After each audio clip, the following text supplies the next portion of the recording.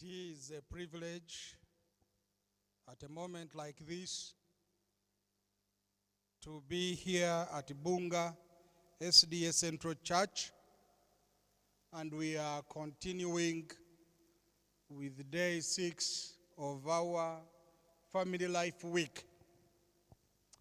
I speaking to you, Kiyingi Martin is my name,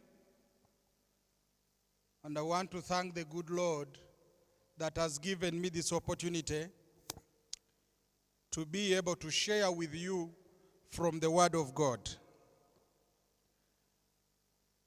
The key text that we are going to be using throughout our study, we are going to use the book of Ecclesiastes and the book of Proverbs. But before we begin, I want to ask, let us have a word of prayer. I will lead. Father in heaven, I come to thank you that a time like this, you speak to us and remind us why you created each one of us. Help us through these few hours we are going to share and learn together, to learn from your words. In thy name I pray. Amen.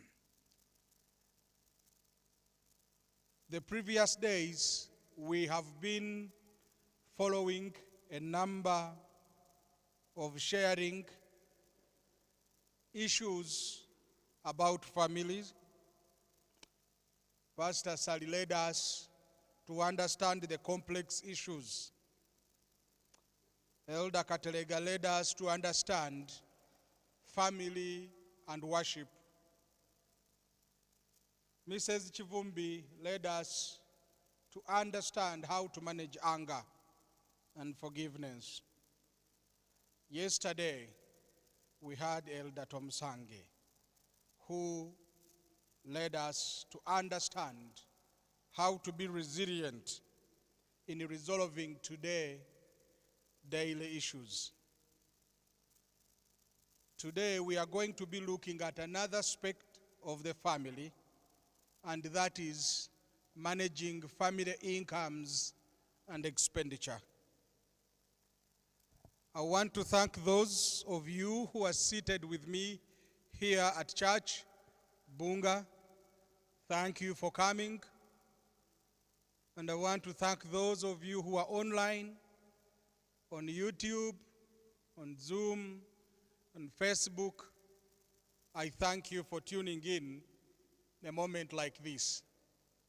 I want to ask that you get somewhere you can note many things that we are going to be looking at. To begin, let's stand together and read our key text. It's coming from the book of Ecclesiastes, chapter 5, and we are going to read two verses, verse 10 and verse 15. Verse 10 says, "He who loves silver will not be satisfied with silver, nor he who loves abundance with increase. This also is vanity."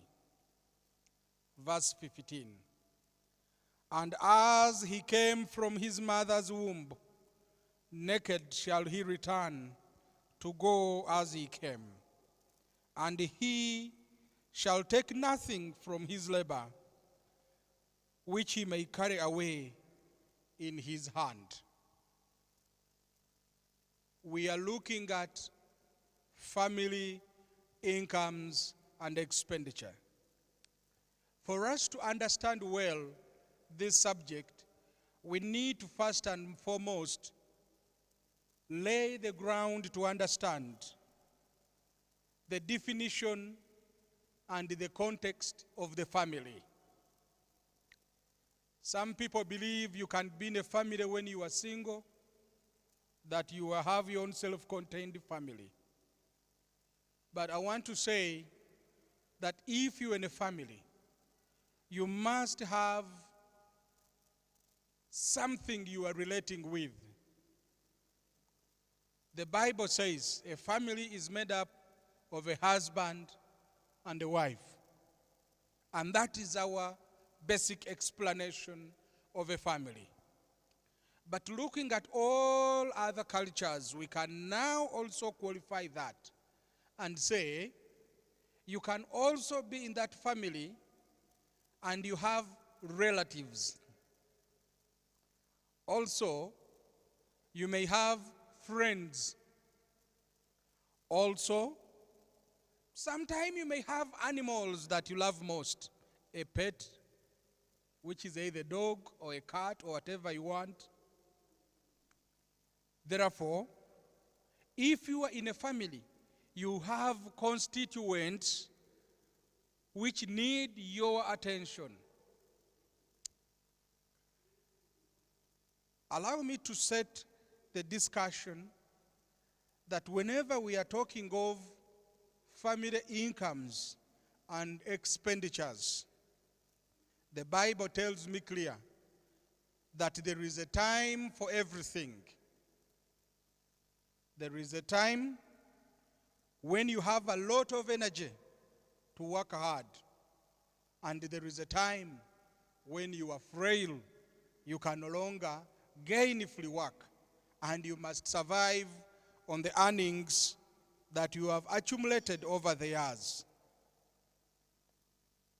But looking at the time frame you have, in most cases, in Africa, we start working around 22, especially when you have finished senior 4 or senior 6. And you can only work until you are 60, 70. After 70, you are frail. You may not be able to really work as hard.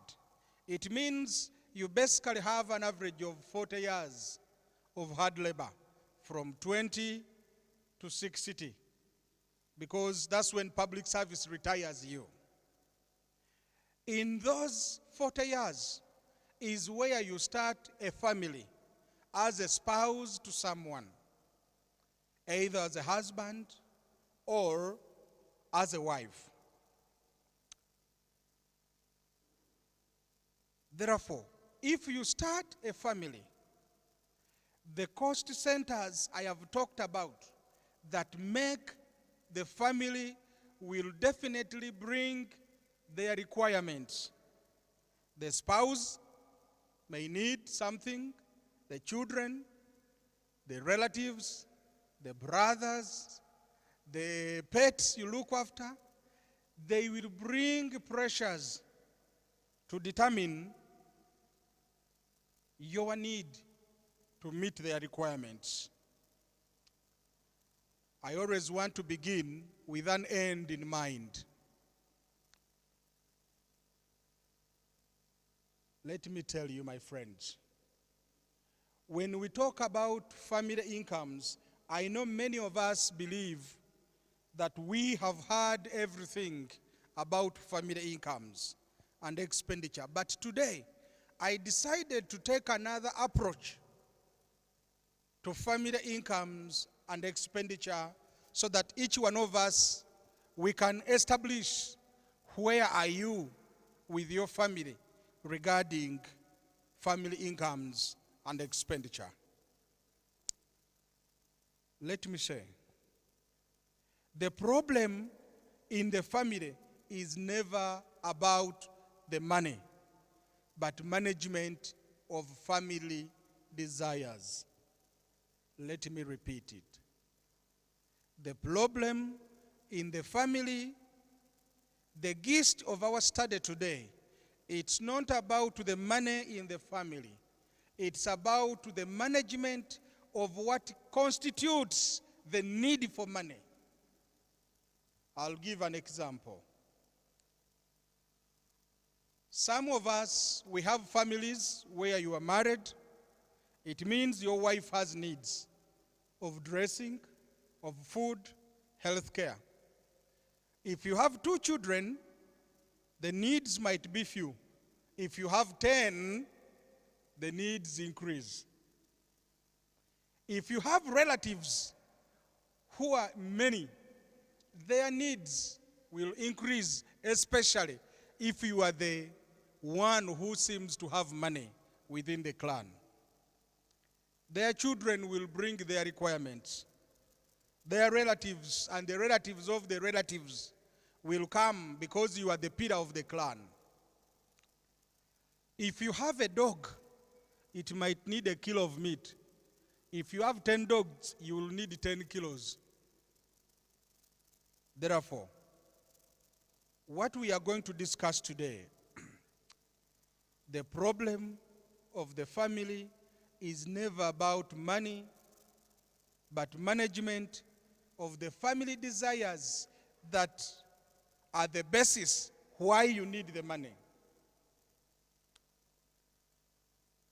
It is very fundamental whenever you are starting a family, whether you are 2 or 100, you need to have family pillars and family values. And I want you to get this. You must establish the family pillars, and the pillars might include your beliefs, might include your faith. Part of some of the pillars might include the health status. There are some people whereby if you are talking about health, they prefer only herbals. There are some people where if it is treatment, you must go to IHK.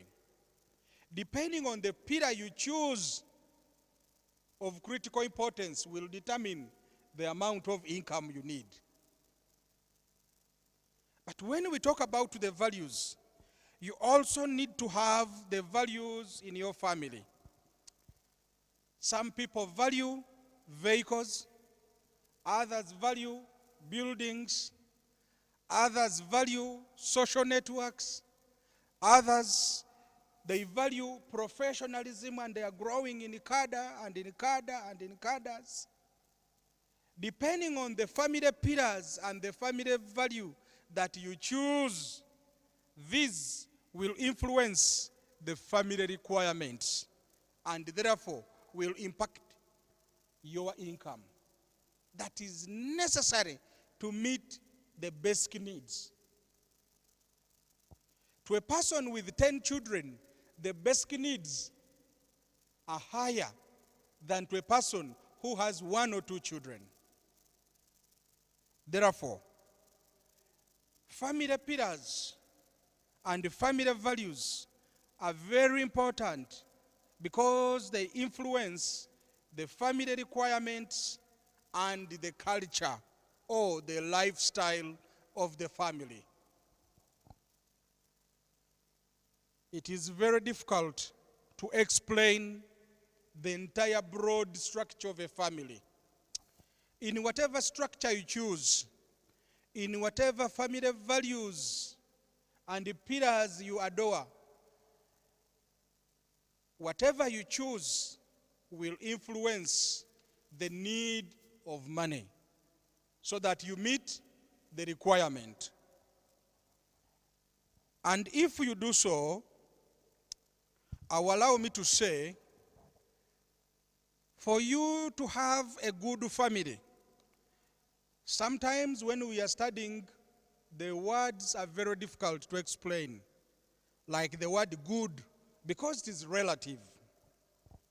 But for you to have a good family, it means your family has set values. You have set pillars, and you have organized yourself into a structure where you have income to look at the cost centers that you adore in your family. I have said the cost centers might be the number of children, the number of cars you have at home, the number of buildings, the social networks where you are a member, the clubs where you go. So, depending on what you consider as important as a family value, it will determine your budget for the family.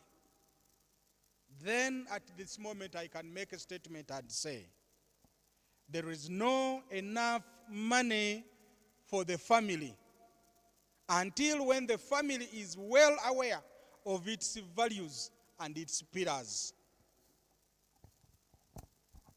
You cannot wake up and say, every family must earn 1 million. No. To some people, 1 million is just for cars. Yes, to some people, 1 million is more than enough for everything. Therefore, when we are talking of family income, it is influenced by the family pillars and the family values. Let me say this. Many of us, our family values are the values we have seen. But we as individuals, we don't have our individual values. Let me repeat it. Many of us, what we call family values is what we see on TV, is what we see the neighbor doing, is what you see others are behaving like, and you feel you want to be like them. But those are their values. Now, because it is their values, they must work hard to meet the needs and the requirements based on their values.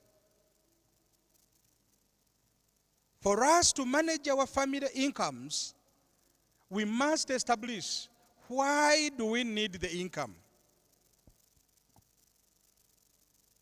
It is very important to appreciate that the family values and the family pillars is influenced by our ego and our desires. Let me explain this. Because of our desires, we want to have a specific kind of life, specific number of children. They should go in a specific school. They should wear specific clothes. You know, even the toys can be a minimum of $1 million. And whatever you can choose. But whatever you choose as your value will influence the minimum income you must put in place. So if you set your values well, it will set you on a good footing to establish how much money do you need to care and cater for the family requirements. Let me make this clear. Every money in the family is enough. If you know your values, every income is enough. It is sometimes amusing that the people we think who earn a little, they live more happier and less stressed than those who earn a lot.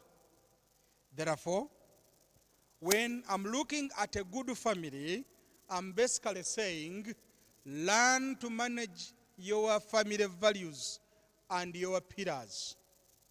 Because if all the relatives bring their needs and you accommodate it, make sure to increase your source of income. If you have more than 5, 7 cars, definitely all of them will need servicing and you'll need more money. But let me say this. The more you stretch your desires, the more the burden you'll have to manage your family. If you cannot manage the requirements within the family, you will break down. Because whatever precedence you set as your pillars or as your values will influence the family culture. Let me talk about the family culture. The work of the family culture, it is the habit that you build and instill in the children and all the cost centers. I know there are families in whose culture prayer holds a key position. Going to church holds a key position. Supporting the church is valued. Having the children to go to school is critical. You know, you cannot talk about that. Children must have good health. But apart from that, there are families whose culture, every weekend we must go out and eat somewhere. You know, they have a culture of socializing regularly on every occasion.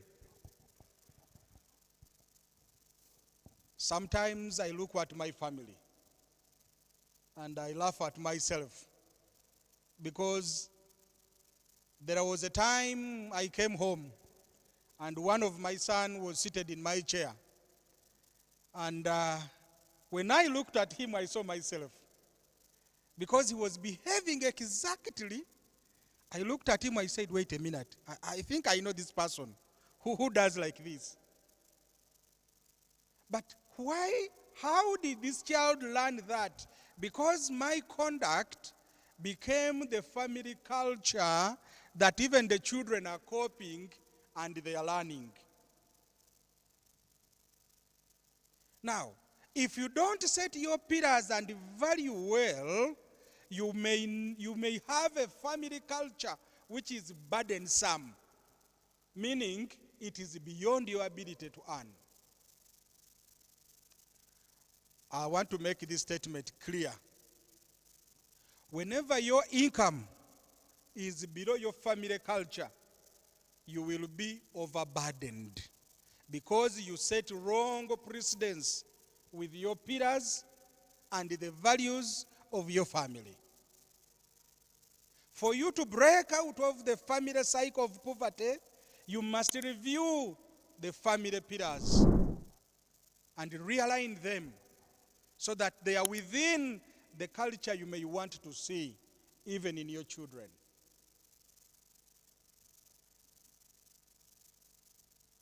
Allow me to make these four, I call them laws of life in the family. Let me read the first one. Every possibility of your desire will lead to consequential outcomes. Let me repeat it.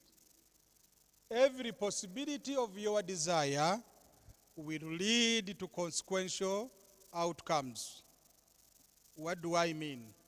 Whenever you wake up and you wish you want to change your smaller car to a bigger car, the change comes with consequences and a cost.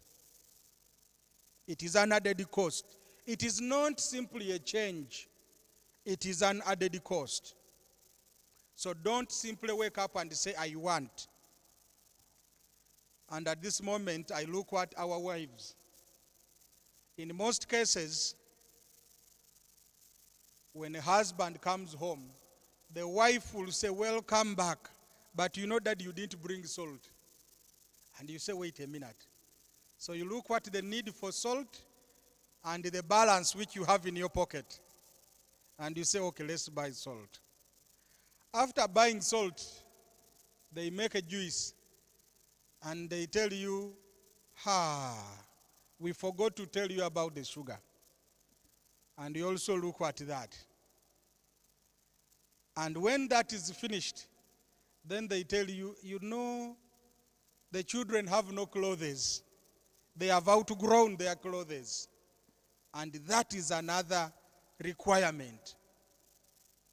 Therefore, every possibility of your desire in the home will either increase or reduce the need of adjusting your income sources. Number two, every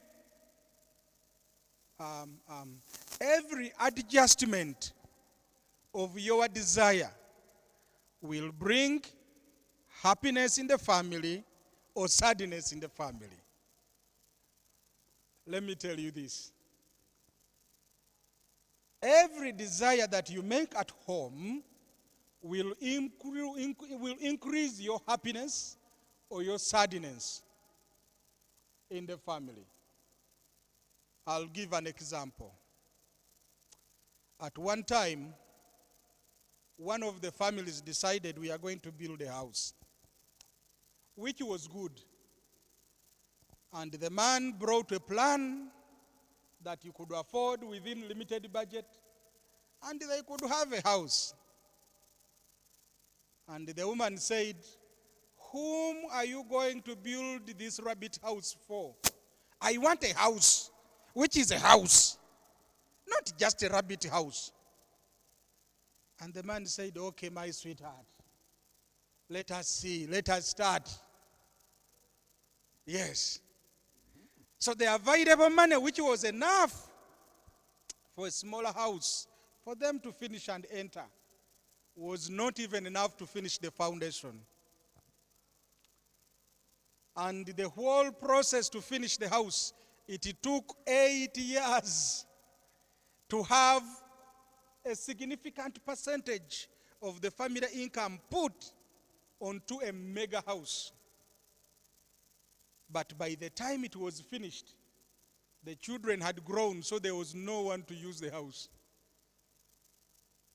Yet it strained the family. Every desire in the family is good. It will increase the happiness or bring sadness.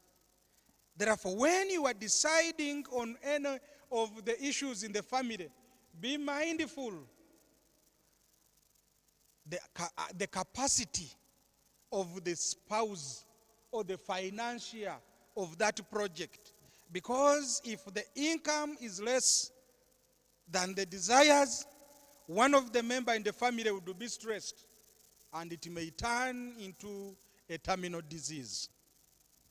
Therefore, when you are looking at your income, be mindful that what stresses us in the family is not money, but it is our reckless desires of everything we have seen the neighbors having.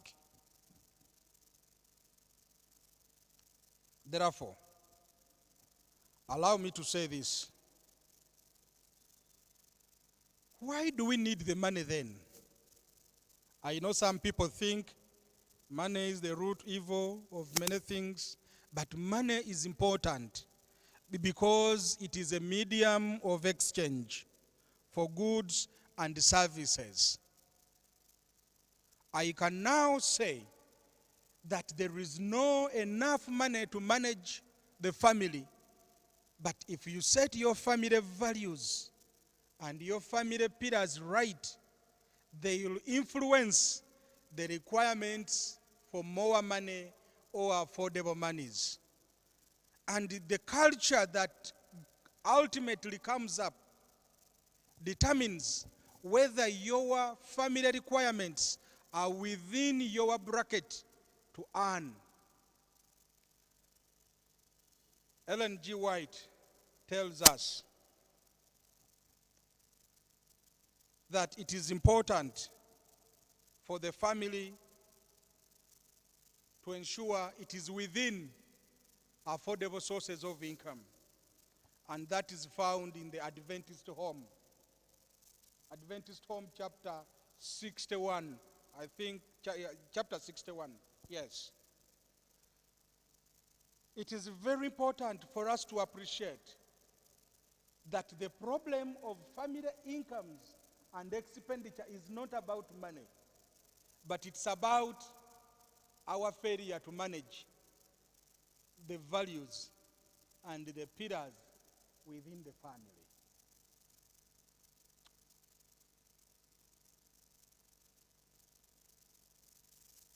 It is very important, friends, to understand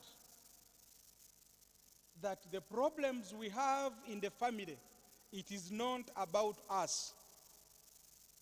Let me repeat this.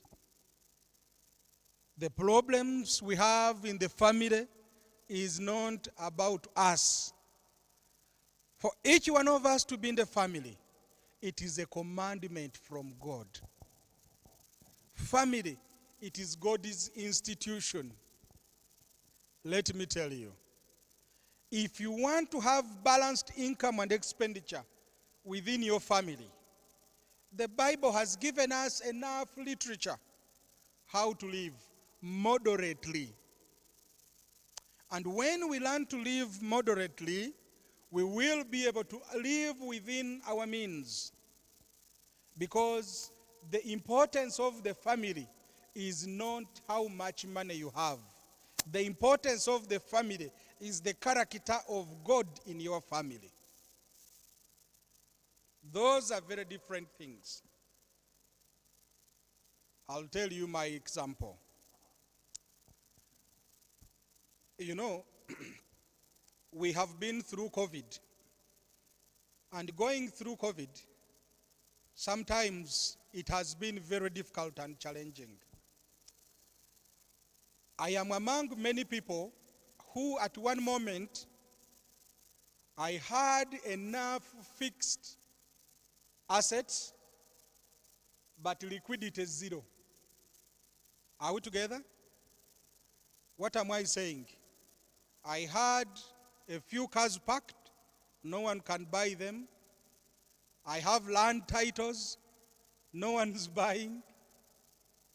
I have things I could sell, but no one is interested in buying.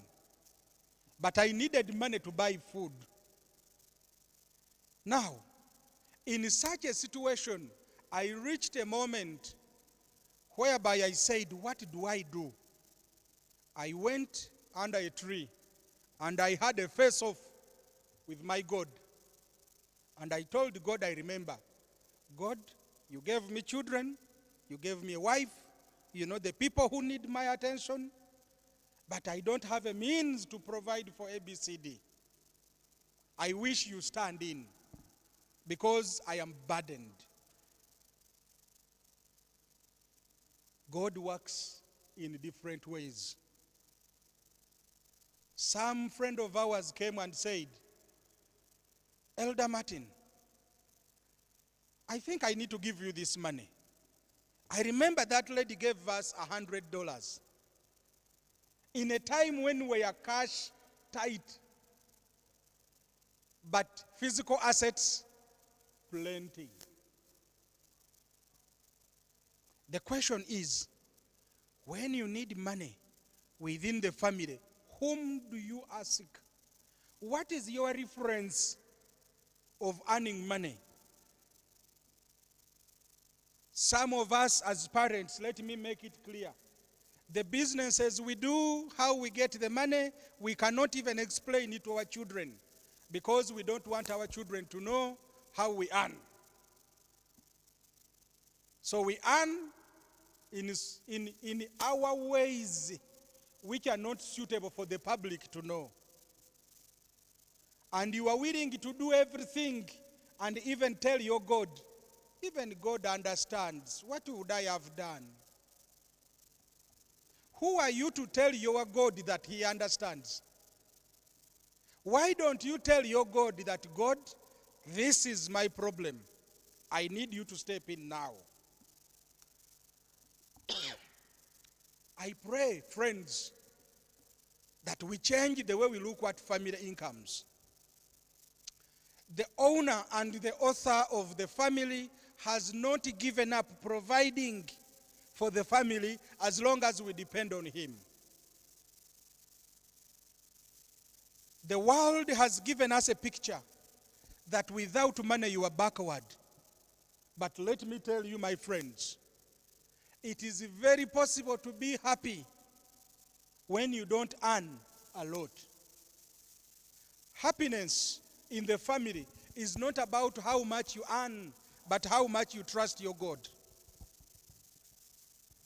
When we talk of family incomes and expenditure, because our pillars are wrong, so our demands for money are higher than our ability to galvanize enough resources.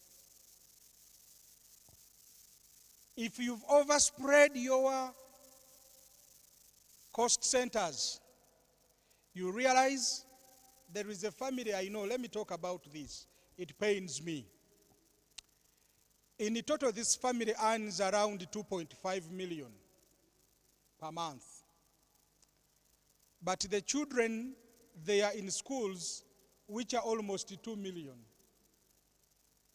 And their cars at home, and their dogs and cats, and their servants at home. Then you wonder, how do you break even if the cost centers bring more burden for more income than what you can actually afford? And this is the basis why we end up looking for sources we cannot explain in public. But we take up these choices as incomes of the family, and then we say God understands. How I pray that we can learn and take on the counsel from Ellen G. White when she advises us to live within a modest life where your income can easily help you to break even and afford the needs of the home. Allow me to talk about this. As an elder, I have had very many people struggling with starting up businesses of which they have no understanding how the business works. Because you've seen your neighbor looking after chicken, you want to start chicken. Because you've seen your neighbor looking after a farm, you want a farm. But you don't know how to manage a farm. Because you've seen your neighbor doing ABCD, you also think that one also makes money. Let me say this. For us to manage family incomes, you must look into your attitudes. You must look into your professionalism. Not everybody of us can do business. Not all of us can be professionals. But some of us, we are born to be actors, and that is the way you can earn. Some of us, we are born to be pastors. Some of us, we are born to be speakers. As you are looking for family incomes, if you start something, you don't have deep knowledge about it, it is likely that even your little income will be swallowed up and you go into negative.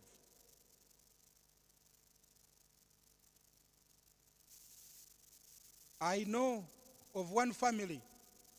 It is painful. Sometimes when we are looking at our families, we have, let me put it straight. When you are looking at family incomes and expenses, I started with a statement in the beginning that we have a time frame into which we can diligently work.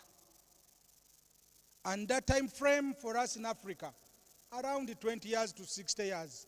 By 60 years in public service, you retire. And because of that, if you want to have a successful business, start it when you are still energetic in your 30s so that you learn and go through it. But if you start that business when you are 60, some business need a lot of running up and down. You would be too frail for the requirements of that business.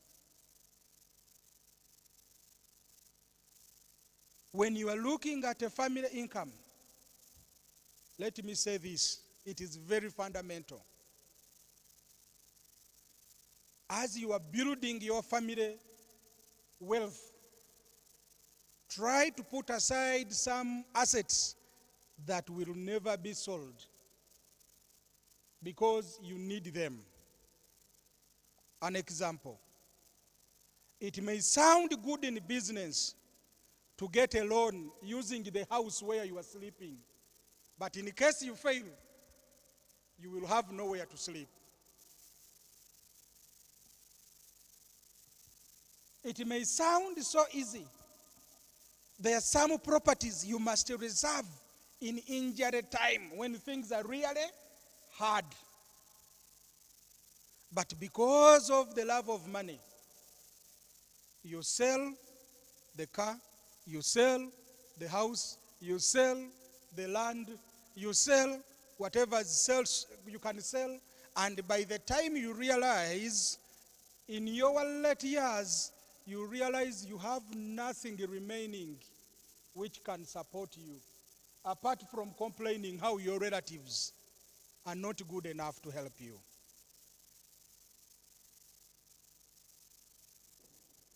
Friends, allow me to say this as we conclude. And I want to read from the book of James, my elder James, chapter 1, verse 3. I love Elder James.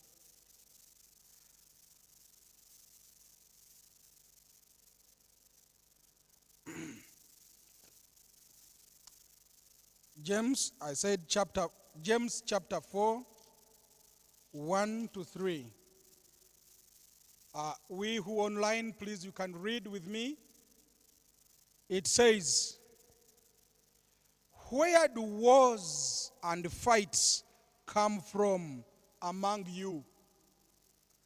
Do they not come from your desires for pleasure that war in your members?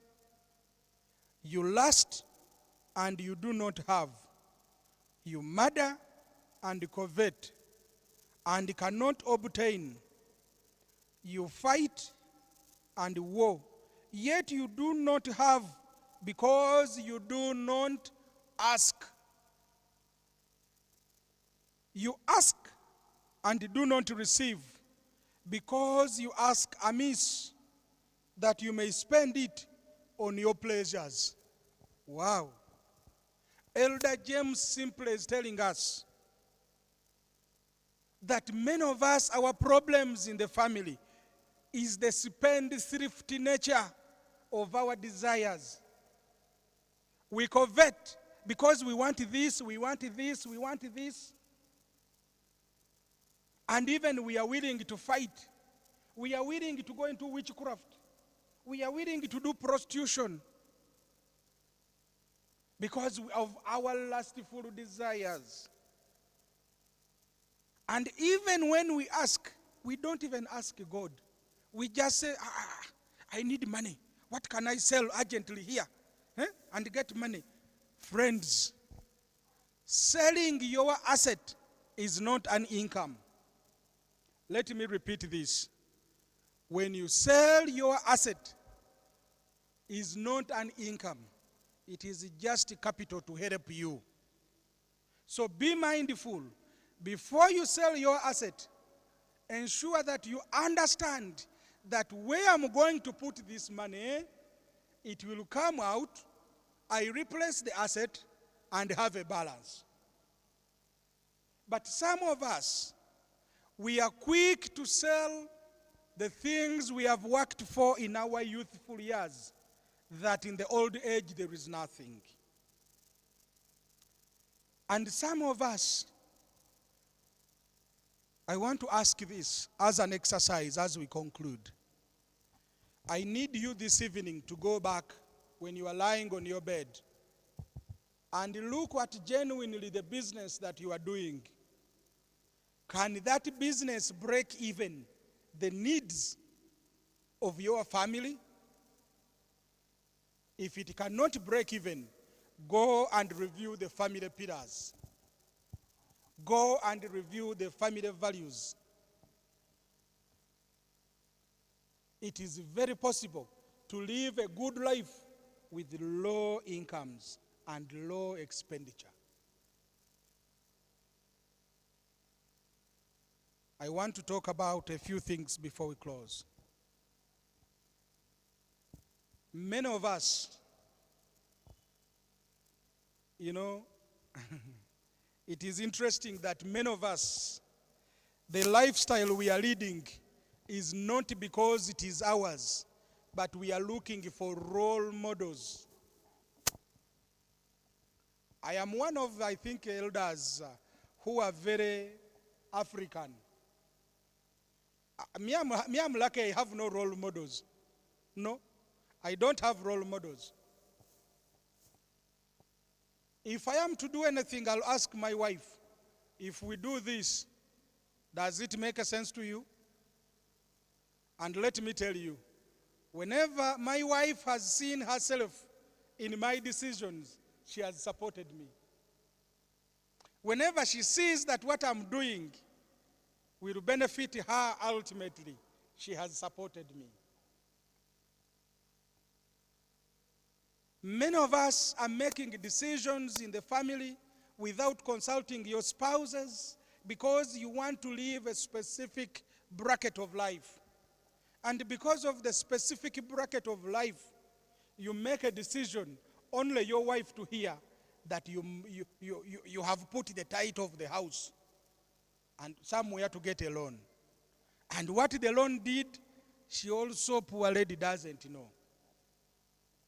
And what necessitated this loan, poor lady does not know it all. But lo and behold, you needed to buy a new car. A new car which needs bigger tires, more fuel consumption, and all other requirements. I want to ask my friends, when we are looking at family income and expenditure, every day, for me, this is what we do.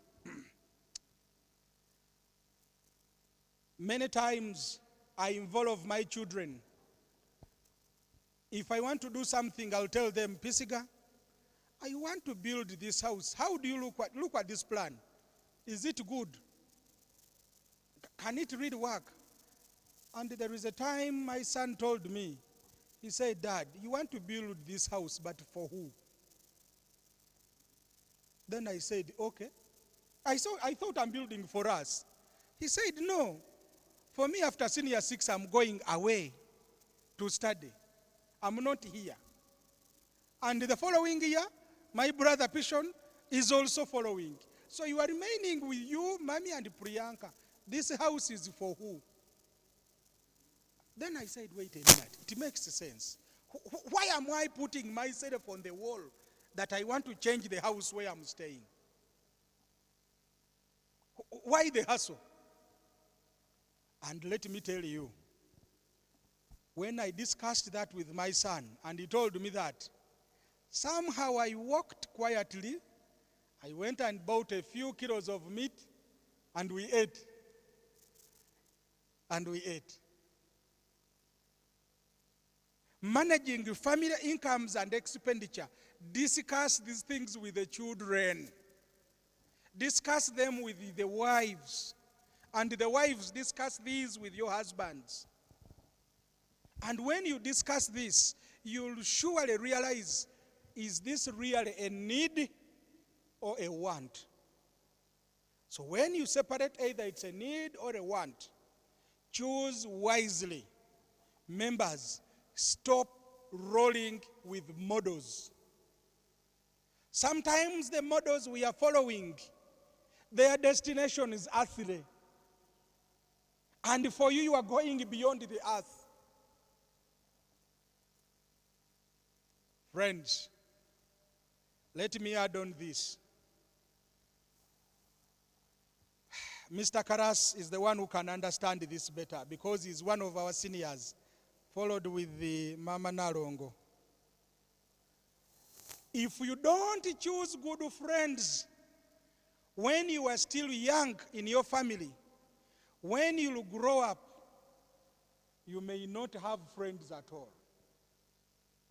Because the people you may call your friends when you grow up, they are only friends with benefits. But the people you have grown up with, you will need to depend more on social capital than economic capital when you grow up. Therefore, start building your social capital when you are still energetic. You will know a person who will build you forever. You will even know a person who, when you die, he can say, my brother's children cannot suffer. But if you wait to have this social capital when you are of age, they may be the first people to sell your cows. Start building your social capital. One of the things that me and my wife, we have worked on as part of our social capital, nobody has come to work at our home and has left when he's not a friend of us. Even the maids who passed by, we still communicate with them. Some of the things, the way we build the social capital. For me and my wife at home, we don't have a specific seat for maids. And me and my wife, we sit on the table. No. All of us, we sit together. We serve and we eat together. We talk together. We have built lives into the people who have passed in our houses. So that at this moment, if they hear Elder Martin is sick, they may not have enough money, but they will come to sympathize with me. And let me tell you this.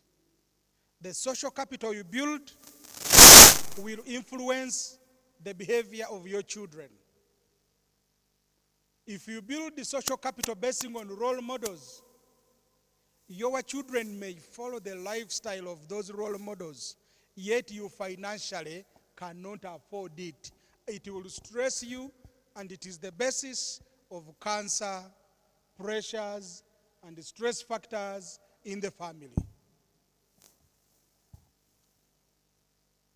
When we are talking about family incomes and expenditure, friends, the youth of Bunga, and those of us who are watching online, family incomes is not about money. It's about the values that you inculcate from the beginning. The pillars of faith that drive you, that form the basis of the family culture.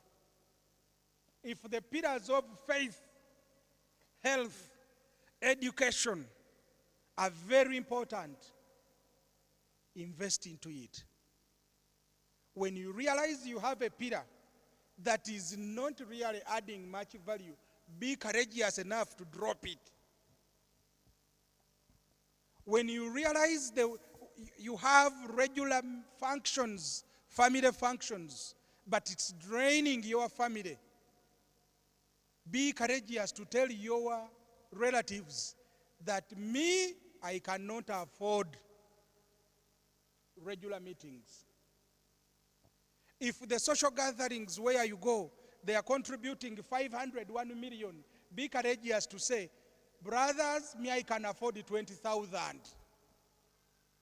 Don't borrow so that you keep with the standards of the role models.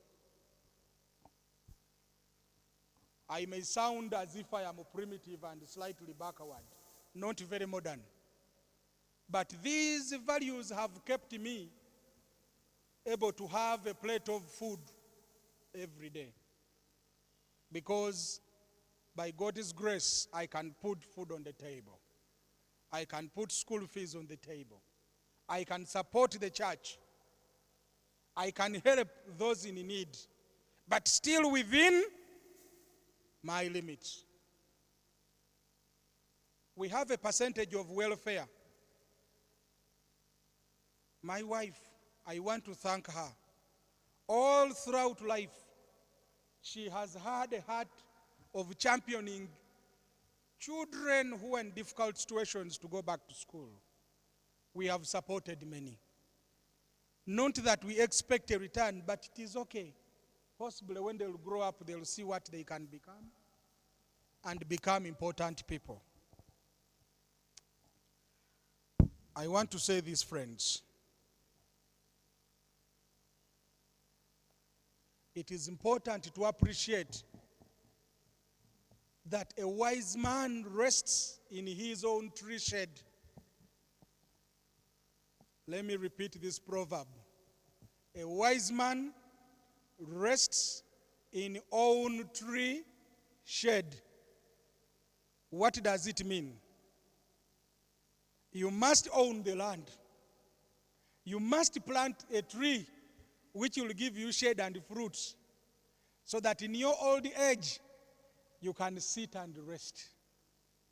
But when you start to plant this shade in your old age, it might be too late. It is important to appreciate, friends, the struggles, the family bills that come are not because God has forgotten us. Sometimes we tell God, God, we understand. Please be on side. We will tell you when we need you. And we do whatever we want. And when you reach the end and you realize things are difficult, then you say, oh God, you have forgotten me. Who forgot the other? It is we who forget that God is the owner of the family into which you are. The family into which you are, if it belongs to God and it is one of your pillars, you will consult him on every decision. You consult him on every investment. You will consult him even when you play with children. Let me tell you this as I conclude.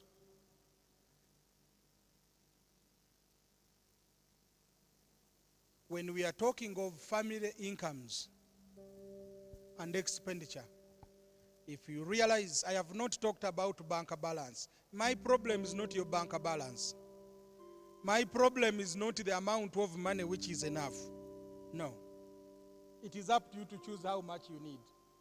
The more you think you need, the more you have to break your back. Friends, you need to be clear with your God. Have a discussion with your God. I want to tell a story as I conclude. It is very possible, as a head of a family, to teach your children also to be able to contribute to family income. It is very possible that you have spent a lot bringing up your children. As they grow, your children are not your investments. No. Those children are God's children. And when they grow, the Bible says, and the man shall leave his parents, and he will tell you, Daddy, bye-bye. Thank you for your expenses, but it's over. Never invest in children because you want them to pay back. You only invest in children because you are a steward of the owner of the family. And when the children grow up and you can see your values and your pillars in them, don't thank the children. Thank the owner of the family who has helped you to bring up these children. Go back to your God and say, God, I'm grateful. I have fought a good fight. I have done what I can. I have seen my children growing up. Now that they have grown up, bless them as you have blessed me. May the blessings of God unto you as the parent go with your children. Speak unto your children so that your income will be doubled for them, because they have seen you struggling, surely. They have seen where you failed. They have seen what you started late, and they are willing to start early.